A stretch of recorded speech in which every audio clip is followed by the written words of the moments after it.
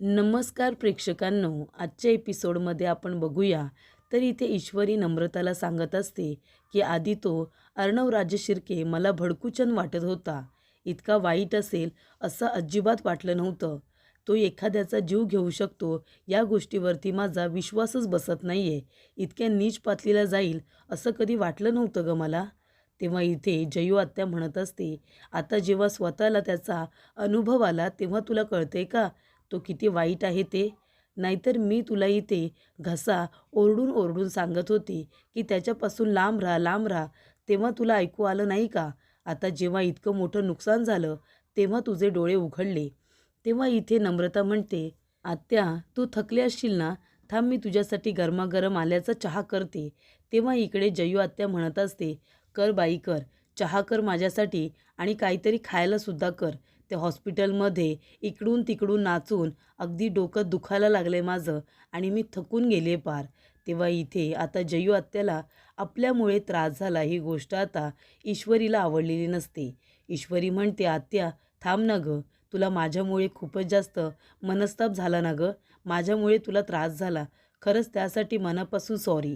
तेव्हा इथे जयू आत्या म्हणते, तुम्ही आजकालच्या मुलींना म्हणजे सॉरी म्हणायचं, सॉरी म्हटलं की सगळी पापं धुवून जातात असं वाटतं का तुम्हाला. मला जो काही त्रास झाला तो आता भरून निघणार आहे का तुझ्या या सॉरीने. असं म्हणून जयू आत्या लगेचच तिथून निघून जाते आपल्या रूममध्ये. तेव्हा इकडे ईश्वरीला वाईट वाटतं.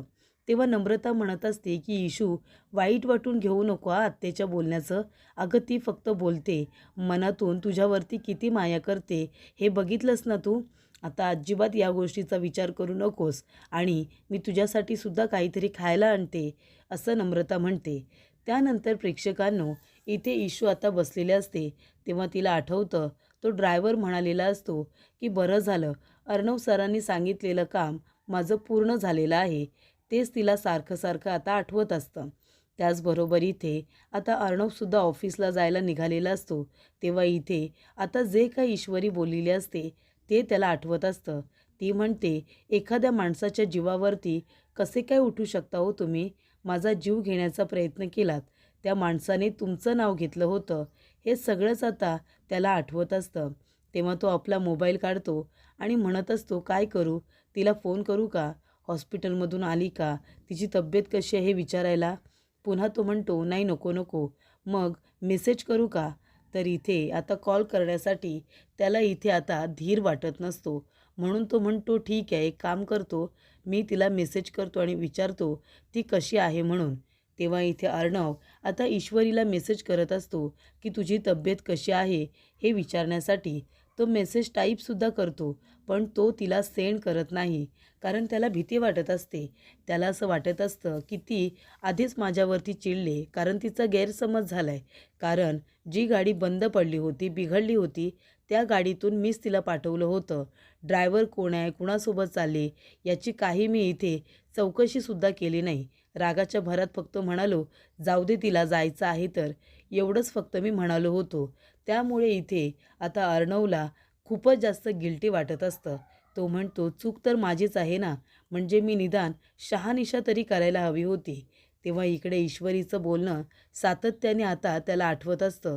तेव्हा ती म्हणालेली असते की तुम्ही आहे ना इथे आता थांबूसुद्धा नका, मला तुमचं तोंड बघायची सुद्धा इच्छा नाही आहे. तेव्हा इथे अर्णवला वाटतं की निदान काय खरं आहे ते तिला कळलं पाहिजे आणि तो इथे आता पुन्हा एक दुसरा मेसेज टाईप करतो. त्याच्यामध्ये त्याने लिहिलेलं असतं की हे बघ, मी असं काहीही केलेलं नाही आहे.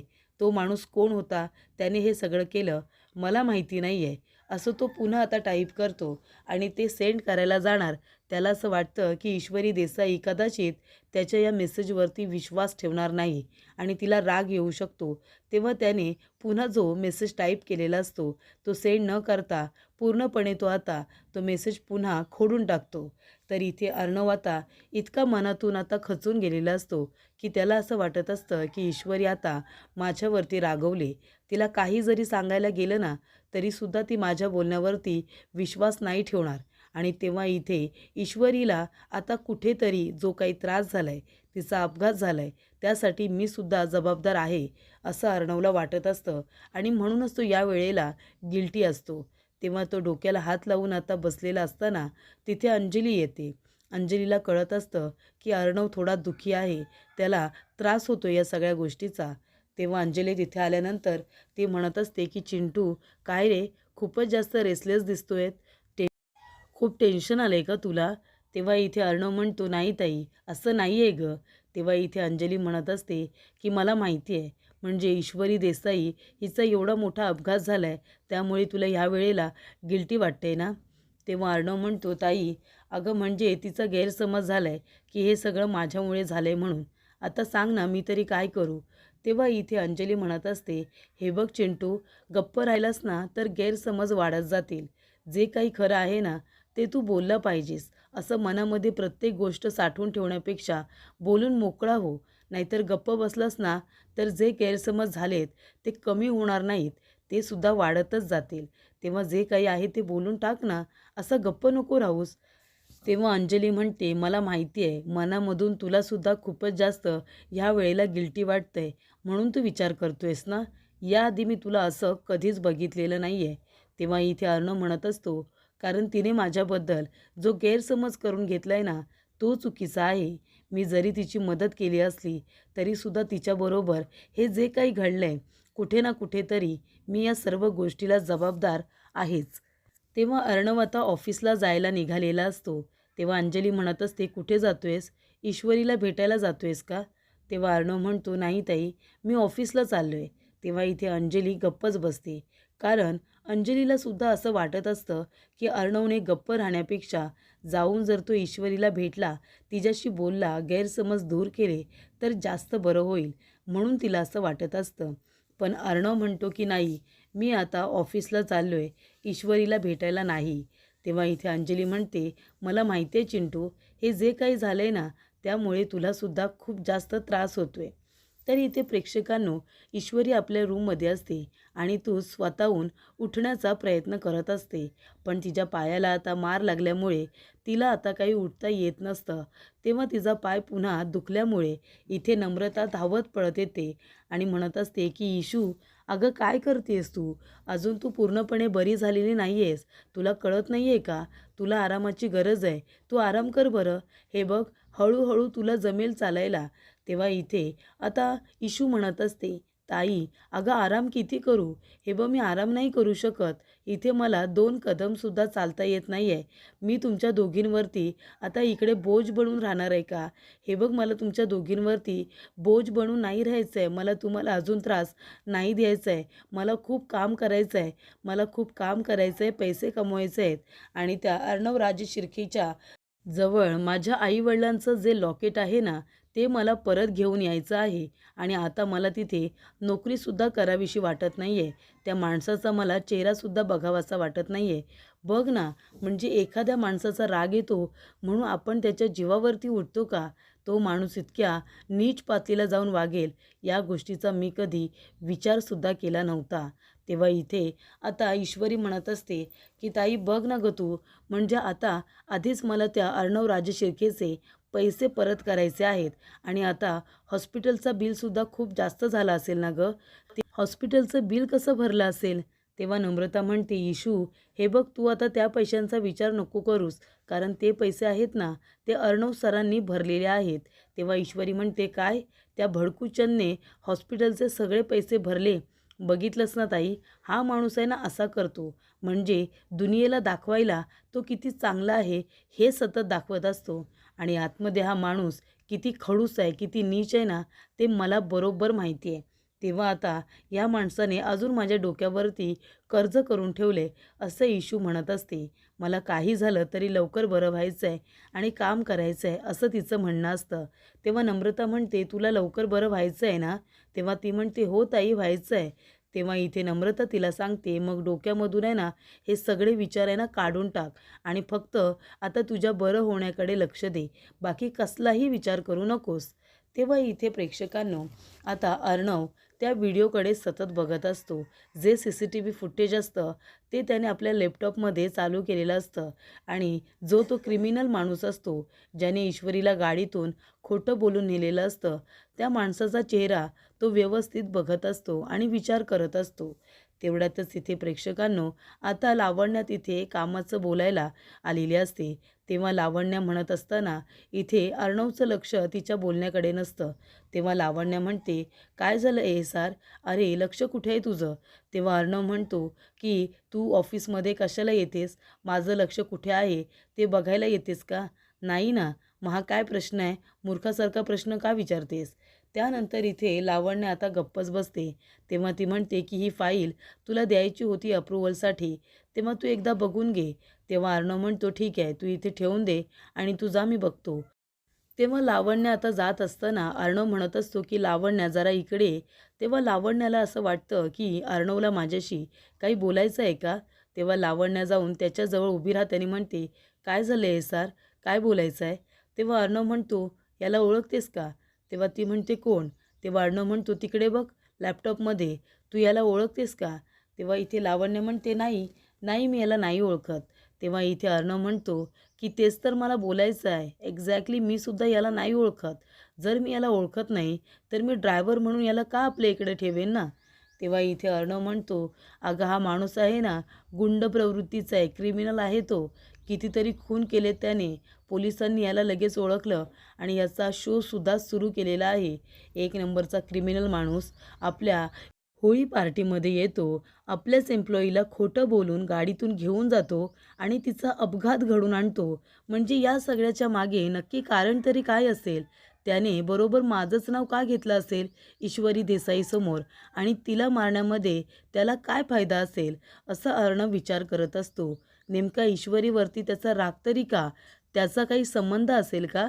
तेव्हा इथे अर्णव आता विचार करत असताना खूपच जास्त लावण्या टेन्शनमध्ये आलेली असते. ती म्हणते, नाही SR, मी या माणसाला ओळखत नाही.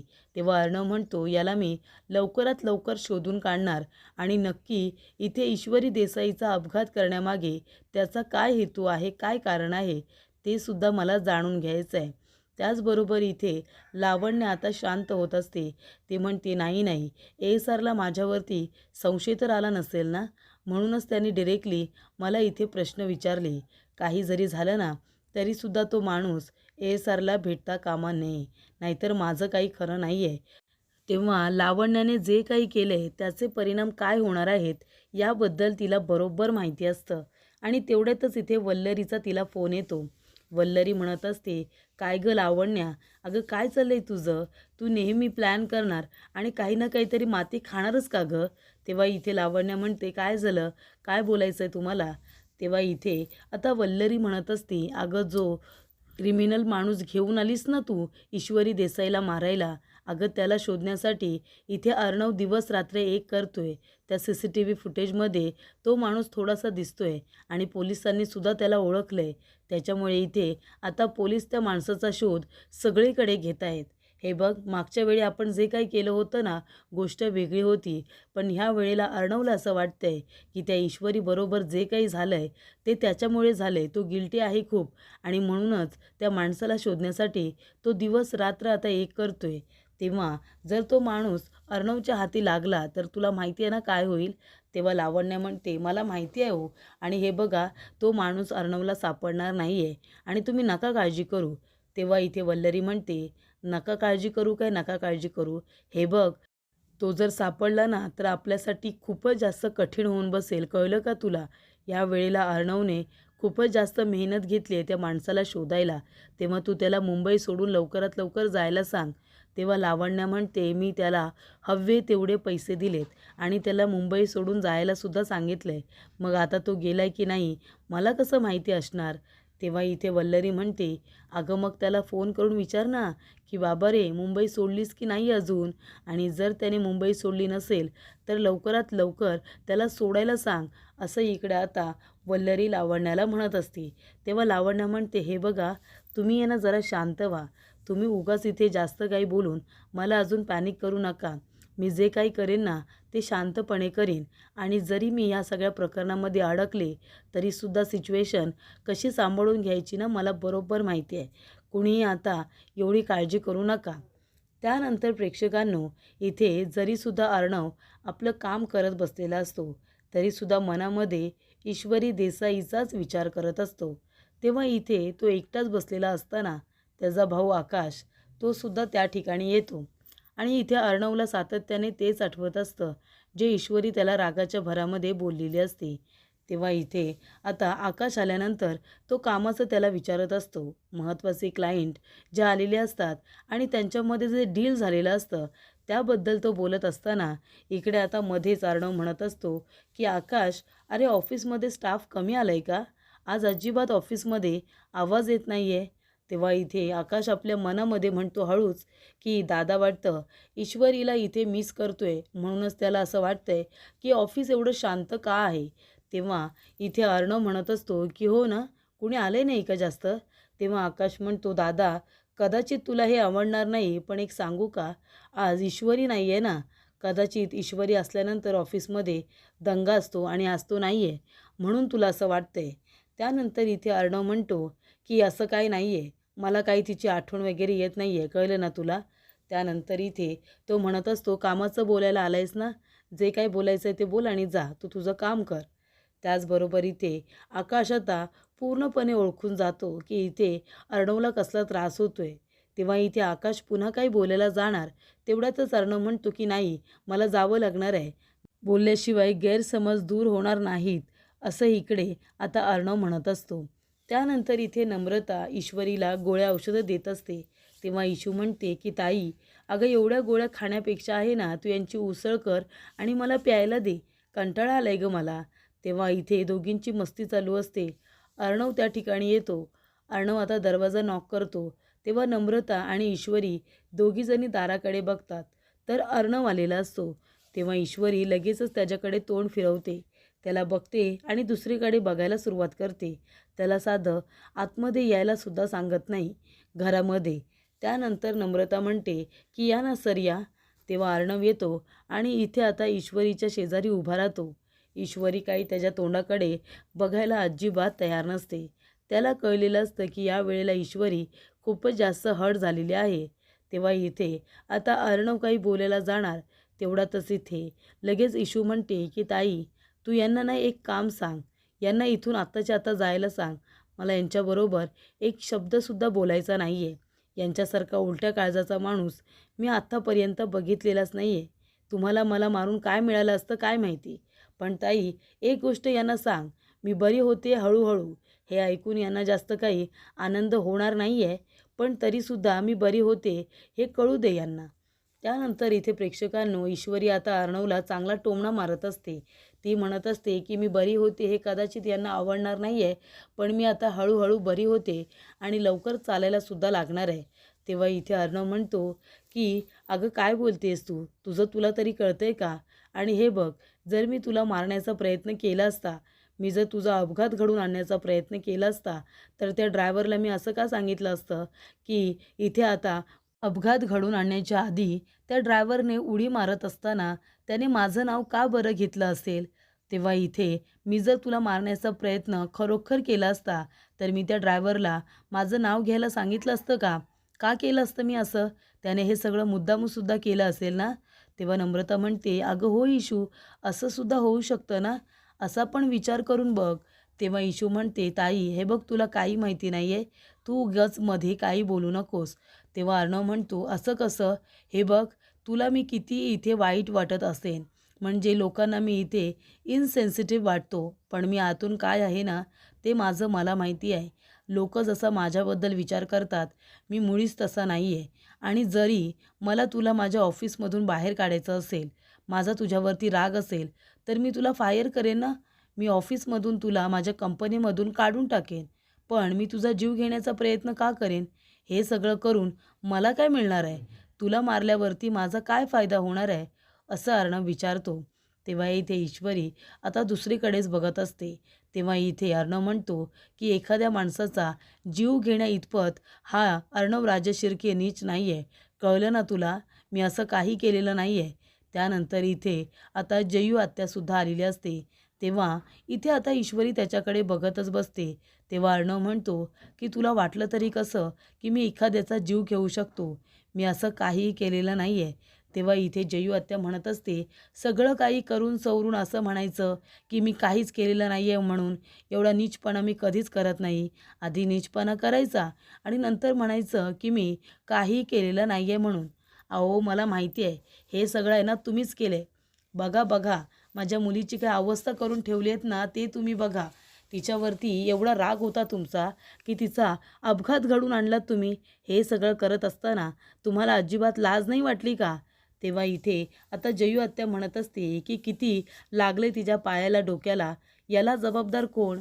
मला माहिती आहे ना या सगळ्याला जबाबदार तुम्ही आहात. तुमच्यामुळे झाले हे सगळं. अहो तुम्ही तुमच्या एम्प्लॉईला गाडीमधून तुमची कामं करायला पाठवता तर ती गाडी बंद आहे की चालू आहे हे सुद्धा तुम्ही बघू शकत नाही का? हे सुद्धा बघण्यासाठी तुमच्याकडे वेळ नाही आहे का? अहो तुमच्या चुकीची शिक्षा माझ्या इथे आता इशूला मिळाली असती. तिला जर काय झालं असतं ना तर मी तुम्हाला कधीच माफ केलं नसतं. कळलं तुम्हाला? तेव्हा इथे जयू आत्याने आता चांगलाच इथे अर्णवला झाडलेला असतो. ती अर्णवला म्हणते की आम्ही इथे गरीब आहोत आणि तुम्ही श्रीमंत. अहो श्रीमंत माणसांना गरीब माणसांना मारण्यासाठी काय करावं लागतंय? एक फोन केला, थोडे पैसे दिले की झालं तुमचं काम. मनाचं समाधान तर तुम्हाला होतच असेल ना. हे सगळं तुमच्यामुळे झालं हे विसरू नका तुम्ही. कळलं ना? तेव्हा इथे आता खूपच जास्त जयू आत्या बोलत असते.